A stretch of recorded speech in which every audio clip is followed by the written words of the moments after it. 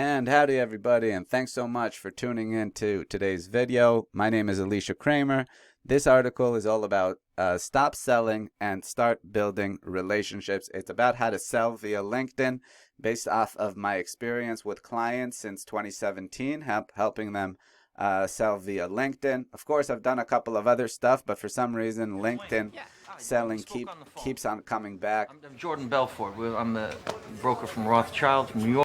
And that's why I wanted to share with you this short clip from Wolf of Wall Street. It's all about how Jordan Belfort, played by Leo, comes into a small penny brokerage, and he's excited about selling penny stocks. He hears that he can make 50% commission, and but he comes in, he meets with the manager, and let's see what the other salespeople are up to for a moment. I don't מבקש לך לקנות את הסטאק. Of course you never heard of them. They're up and comers. That's what that means. 3 cents a share. That's $3. You cheap fuck. So, All right, so he walks in. Some of the salespeople are antagonizing the customers, right? They're yelling at the customers. One guy's eating a pizza in the middle of a call. Another guy is flushing the toilet in the background. And it's just a great little scene about how people kind of give up eventually. People stop stop having faith in themselves and their product, and they start being sloppy with the sales, not putting their best foot forward. So fine, he talks with the manager for another 2 minutes. After the end of those 2 minutes, you see a great little scene of him closing a deal. And I thought that was just a great little scene. Let's have a look at how he closes the deal for a penny stock, and then we'll kind of dissect it and see whether we have any transferable skills that we can pass on to selling via LinkedIn. you mailed in my company a postcard a few weeks back requesting information on penny stocks that had huge upside potential with very little downside risk. Does that ring a bell? Okay, great. Well, reason for the call today, John, is something just came across my desk, John. It is perhaps the best thing I've seen in the last 6 months. If you have 60 seconds, I'd like to share the idea with you. You got a minute? Name of the company, Aerotine International. It is a cutting-edge, high-tech firm out of the Midwest awaiting imminent patent approval on a next generation of radar detectors that have both huge military and civilian applications. Now, right now, John, the stock trades over the counter at 10 cents a share. And by the way, John, our analysts indicate it could go a heck of a lot higher than that. Your profit on a mere $6,000 investment would be upwards of $60,000. Jesus, that's my mortgage, man. Exactly, you could pay off your mortgage. This stock will pay off my house. John, one thing I can promise you, even in this market, is that I never ask my clients to judge me on my winners. I ask them to judge me on my losers because I have so few.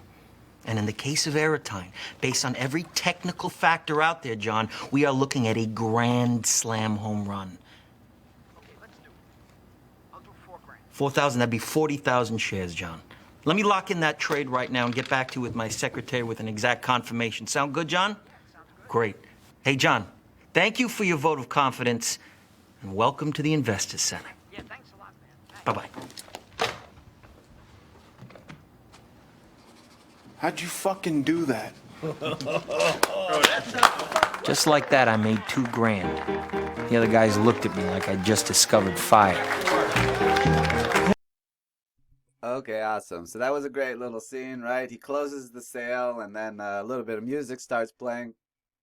Goes into a video montage of how he makes $1 million within a 2-minute video clip.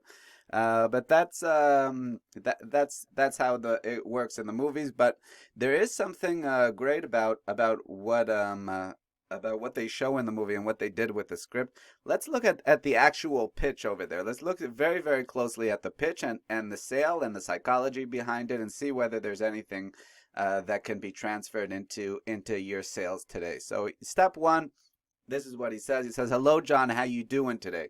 So few people ask how you're doing. I know people approaching me on LinkedIn. They're trying to sell in the invite message. That's the worst thing that can happen. I wrote over here, people make the wrong assumptions. They think if I sell in the invite message, more people will see my pitch. Guess what? More people will also feel like you're harassing them. Have you ever gone to a conference, approached someone, and started pitching someone without hearing a squeak from them? It never happens.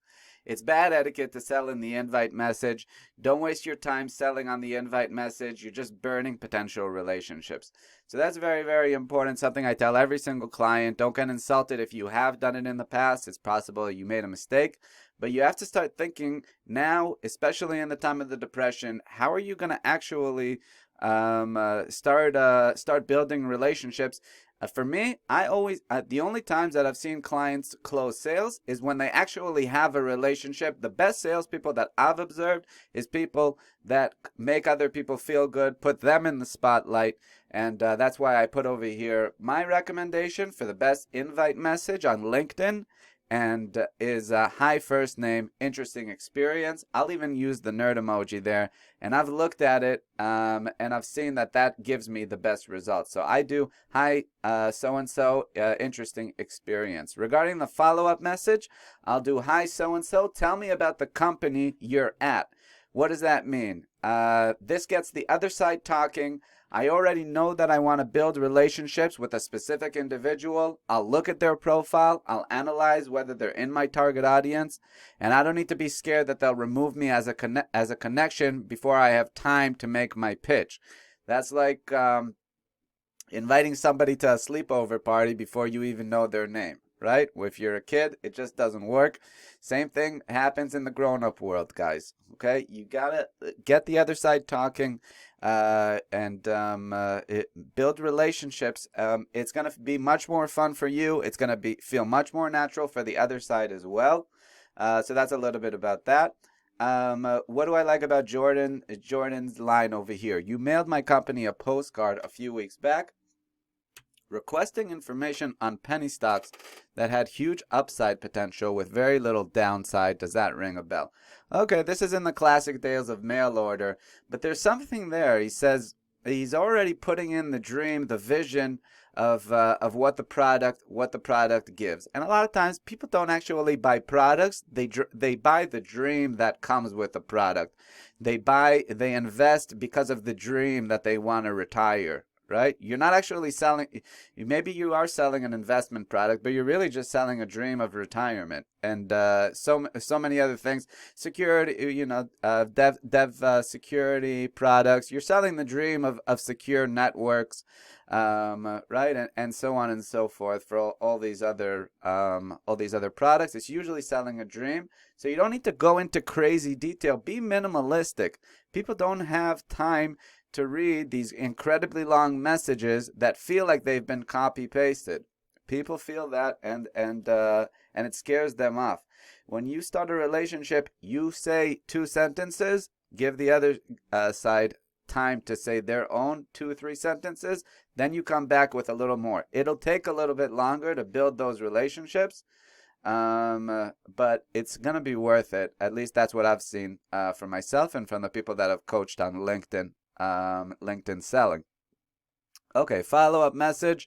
I'll always do it about a week later. What does that mean? Did it ever happen to you that by the way, we're 8.5 minutes in. I got to keep this into 10 minutes in order to get it approved into my LinkedIn newsfeed. So we don't have a lot of time.